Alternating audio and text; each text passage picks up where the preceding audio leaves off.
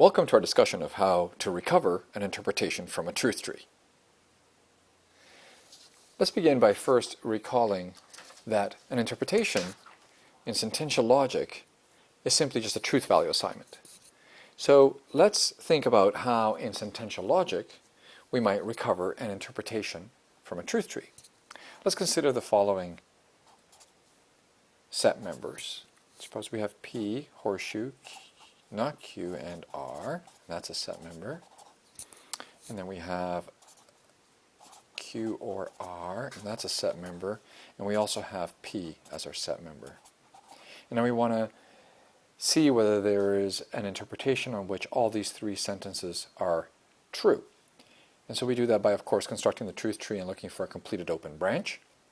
And here, perhaps the most efficient way to proceed is to decompose the first line first, because that leads to a closed branch right away, because the antecedent over here decomposes to not P, and then we have not Q and R over there. So this branch on the left closes, and line 4 comes from line 1 by horseshoe decomposition. Then we can decompose first the line number 4, that's going to stack and not branch, so we write down not Q, R, and check that off, and that comes from 4 by conjunction decomposition.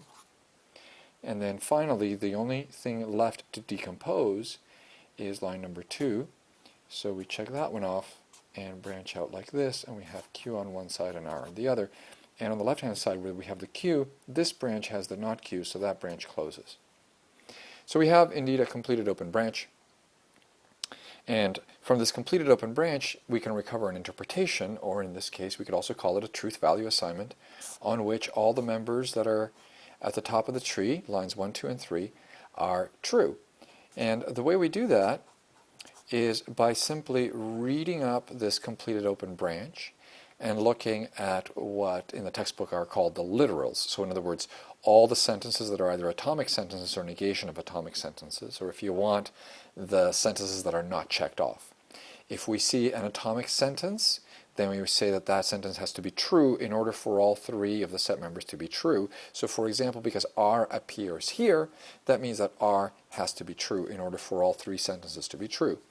Not Q appears here. Now one way to think about this is to say that not Q has to be true in order for the three set members to be true.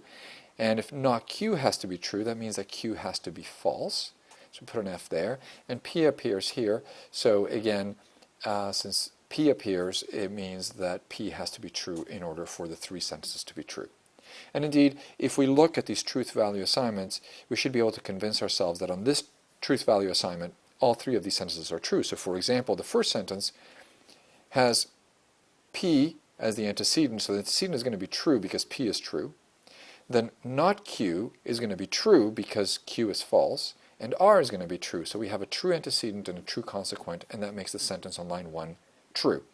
The sentence on line 2 is going to be true because R is true. And finally, the sentence on line 3 is going to be true because P is true.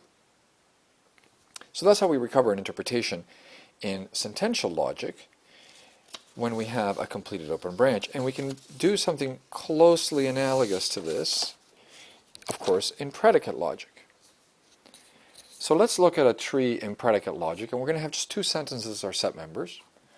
First, our first sentence is going to be, there is an x, fx, and there is an x, fx, and gx, and that's going to be a set member. And then our second sentence is going to be, if for all x, f of x, then for all x, not g of x, and that's going to be a set member as well. Okay, very good. Using our usual strategies for decomposing sentences, we notice that each of the sentences on line 1 and 2 are both truth functional compounds. The main logical connective, or the main logical operator in sentence 1 is this ampersand here. The main logical operator in sentence number 2 is the horseshoe. The ampersand decomposes with a stacking rule, whereas the horseshoe decomposes with a branching rule. So it's prudent to decompose line number 1 first by simply doing this, first writing there is an x f of x, and then there is an x f of x and g of x, and those both come from line 1 by conjunction decomposition, and we just check that off. Now, looking at this tree, we see that what we have now are two existentially quantified sentences on lines 3 and 4, and we have a truth functional compound. So here, perhaps the most prudent thing to do is to deal with the existentially quantified sentences first. So on line 5, I can write f of a as coming from line 3 by existential decomposition. And I can introduce the constant a because it doesn't appear anywhere on the branch yet. And now, when I go to line 6 to decompose line 4, I cannot use the constant a because when I instantiate line 4, I have to instantiate to a new constant, a constant that is foreign to the branch. So I have to write maybe something like fb and gb. And it's just, again, following the convention of using our constants in alphabetical order. That comes from line 4 by existential decomposition. Now I can, of course, break that apart using a stacking rule for conjunction. So I can write FB, GB like that, and those come from 6 by conjunction decomposition. Now we have to deal with this truth functional compound here up on line 2. So we're going to check that off, and it's going to branch. And one branch is going to have the negation of the antecedent, which is going to be, it's not the case that for all x, f of x. And the other branch has for all x, not g of x. And that comes from line 2 by conditional decomposition. And here now I have two independent branches, so I can work on either one. Let's work on the left one first. I know that I can change that to there is an x, not f of x, and that comes from 9 from negated universal quantifier decomposition. And I can now instantiate line number 10, but I have to instantiate it to a new constant, a constant that is foreign to the branch. Now on this branch, I already see the constant a and the constant b, so perhaps then it's prudent to go to c, so I check that off and I write down not fc. And that's all there is to decompose here on this branch. So this is indeed a completed open branch. Now, as it happens, on the other side,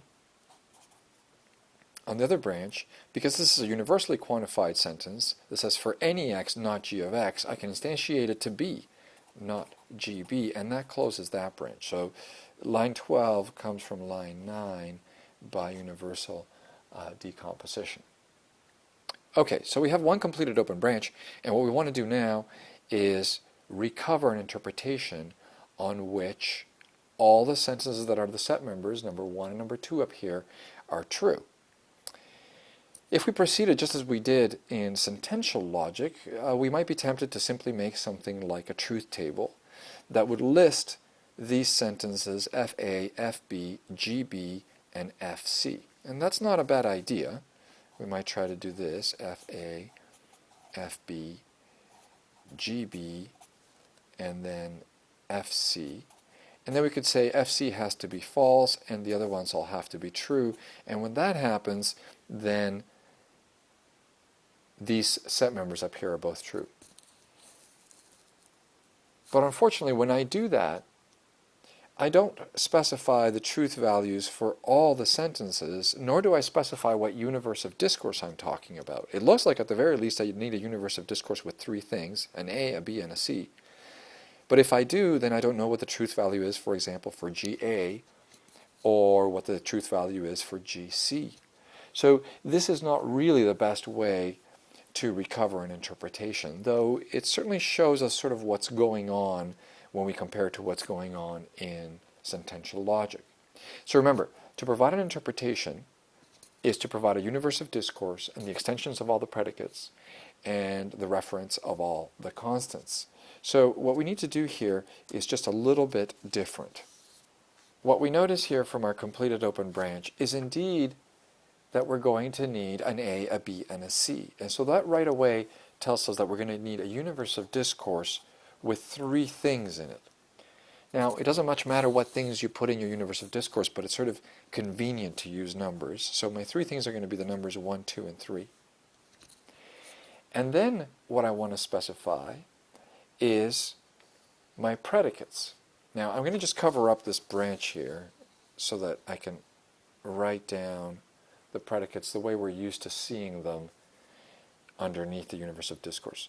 So, for example, for fx, I want the extension of this predicate to include A and B, but not C. So now that means I'm going to need to say what A and B and C are. So A is going to be 1, B is going to be 2, and C is going to be 3. So now the extension of my predicate, fx, is going to be 1, 2. Because that tells me that f of A is true and f of B is true. It tells me that 1 is an f and 1 is A, so f of A is true. It tells me that 2 is an f, so f of B is true. It also tells me that since 3 is not in the extension of f of C is false. Then I do the same thing for the predicate G.